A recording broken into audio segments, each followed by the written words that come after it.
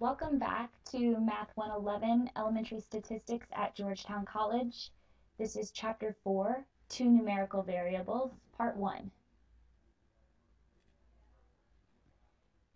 This chapter will consist of two main components. First, we will discuss statistical relationships, and then we will discuss cautions that you should be aware of when dealing with the statistical relationships between two numerical variables. Always remember to make sure that you load Mosaic and Tiger Stats into RStudio before you begin doing any work. So in Chapter 2, we discussed how to summarize one numerical variable, either graphically, using a histogram, a density plot, or a box plot, or numerically by discussing the center and the spread of the variable. We did this using the median and the interquartile range as a pair, or using the mean and the standard deviation together as a pair.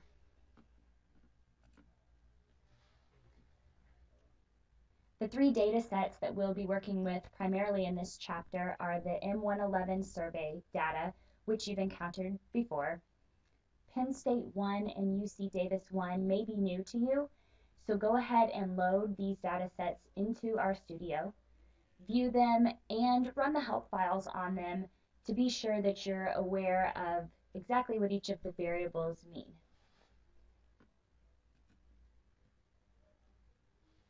Introduction to statistical relationships. There are two main types of relationships between two numerical variables. The relationship that we are most interested in this class is a statistical relationship.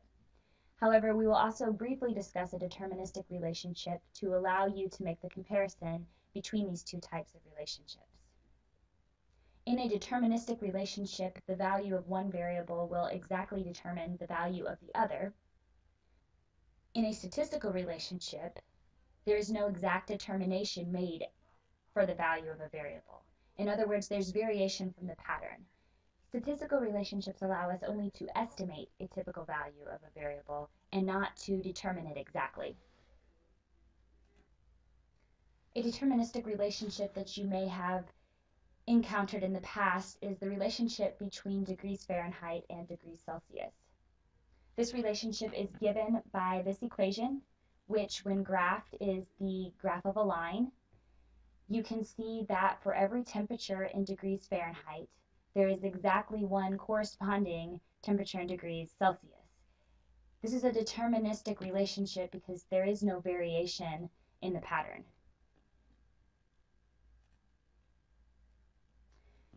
There are three tools that we'll use when we study statistical relationships: scatterplots, correlation, and the regression equation.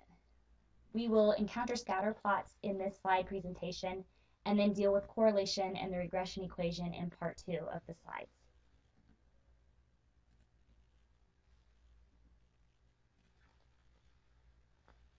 We'll begin our discussion on scatterplots by investigating the following research question. At Penn State, how is a student's right hand span related to his or her height? The first thing you should do when you encounter a research question is to first identify what variables the research question pertains to. So for this research question, we know we're dealing with right hand spans and with heights.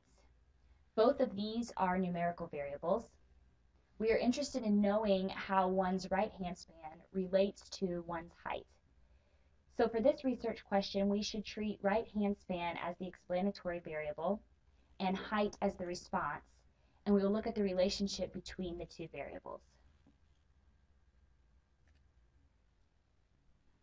A scatterplot is the best graphical tool to investigate the relationship between two numerical variables. Scatterplots allow us to identify overall patterns between the variables, directions, and strength of association. Let's first talk about how you create a scatterplot in R. A scatterplot is created using the XY plot function. XY plot requires a few pieces of information, the first being the variables that you want to plot. Notice that the variables are separated by a tilde, and the order of the variables is important. The variable that you enter first will be the variable that's plotted along the y-axis. This is the variable that we typically refer to as the response variable. The second variable that's entered is the variable that will be plotted along the x-axis, which is typically what we refer to as the explanatory variable. So our main input here is response tilde explanatory. The second piece of information that you must provide is what data frame those variables are in. So data equals Penn State 1. It's also nice to include labels on your axes. So XLab and YLab will put a label on your x-axis and your y-axis. When dealing with numerical variables, it is important that we include the units of measure. So make sure that your x-axis and your x-axis label and your y-axis label are descriptive enough so that a reader will be able to interpret them appropriately. The last two pieces of input that you see in the XY plot function just make the plot look pretty. So COL is the color that the dots will appear in the scatter plot. So I have color set to blue. PCH stands for point character, and it's what type of points you want to plot in the scatter plot. So the value 19 plots solid filled in circles.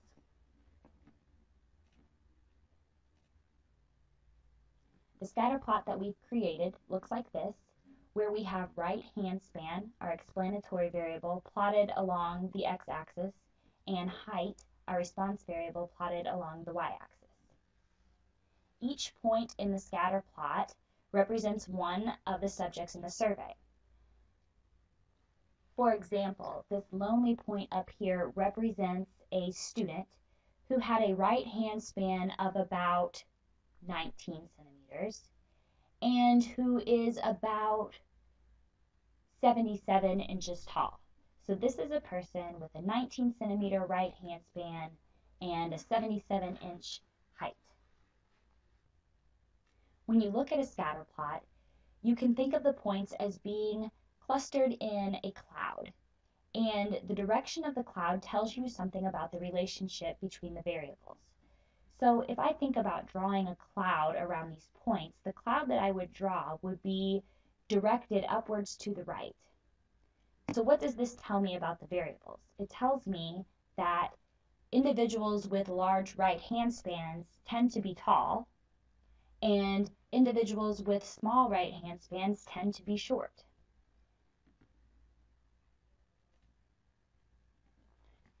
After observing the direction of the relationship in the previous scatter plot, you may wonder if it was simply due to the student's sex. In other words, since males tend to have larger hands and also tend to be taller than females, perhaps the relationship that we observed between the two variables was simply a result of the student's sex.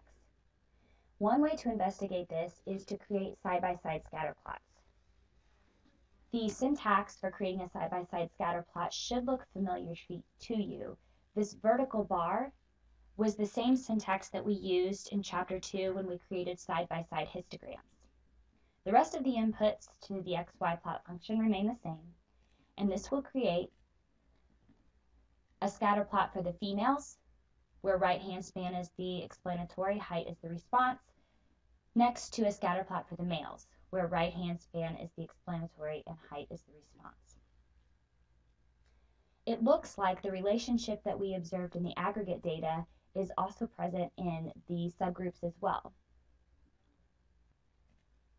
Another way to look at these two groups is to create an overlaid scatter plot. The input for this looks very similar to the input that you used in Chapter 2 when you created overlaid density plots. So we want to create an XY plot, a scatter plot, where the response variable is height, the explanatory is right span, and we're going to group by sex. The rest of the inputs are the same, although I will mention that including a key to your overlaid scatter plot is very useful. So this is the overlaid scatter plot, and you can see that the pink dots represent the males and the blue dots represent the females. So you see all of the data together, but you have it grouped by sex. So you can see that even within the subgroup of females, it still appears that large right hand spans tend to accompany taller heights, and small right hand spans tend to accompany shorter heights. The same holds true within the male subgroup as well. In the previous scatter plot, we looked at the direction of the cloud of points. If the observed pattern between two numerical variables follows a linear trend, this direction can be described as a positive linear association, negative linear association, or as no linear association. This is the scatter plot we just saw, and it appears to have a positive linear association.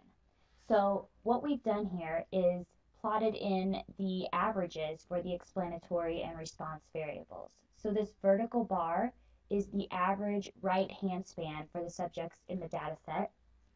This horizontal bar is the average height for the subjects in the data set.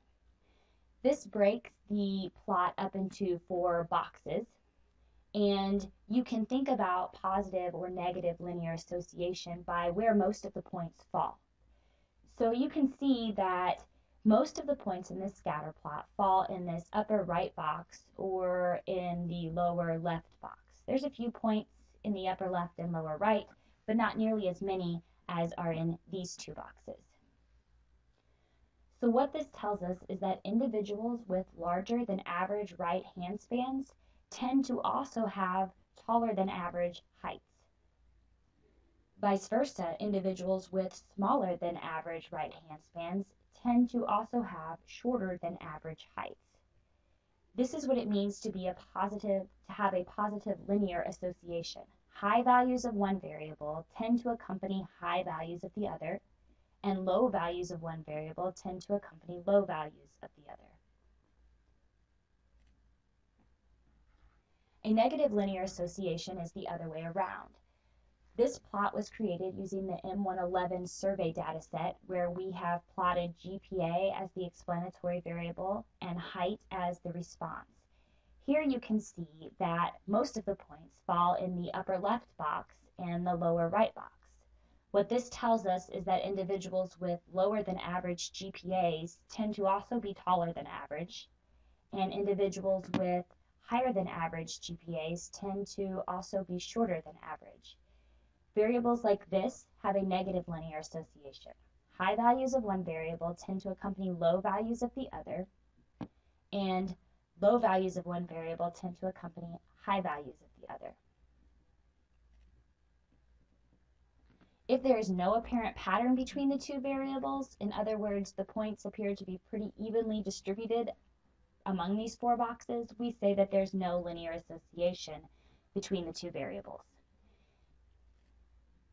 The relationship between 2 variables does not always follow a linear trend. Curvilinear data follows the trend of a curve. A good example of this can be found in the fuel data set. So go ahead and load, view, and open the help file on the fuel data set.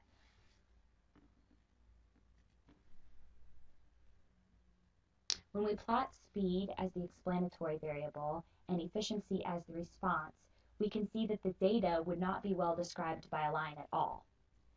Speed is given in kilometers per hour. Efficiency is the fuel efficiency of the vehicle in the number of liters required to travel 100 kilometers. You can see that fuel efficiency drops as speed increases up to about 60 kilometers per hour, after which fuel efficiency rises again. So a car requires less liters of fuel to travel 100 kilometers the faster you go up until you hit 60, after which the car starts to require more fuel to travel 100 kilometers. This data would be poorly represented by a line and would be best represented by some type of curve. We will not discuss this type of data in this class, but you should be aware that not all pairs of numerical variables can be best described by a line. This concludes part 1 of chapter 4. Part 2 will begin with the second tool that we'll be using to study statistical relationships. So we'll talk about correlation and then we'll move on to the regression equation.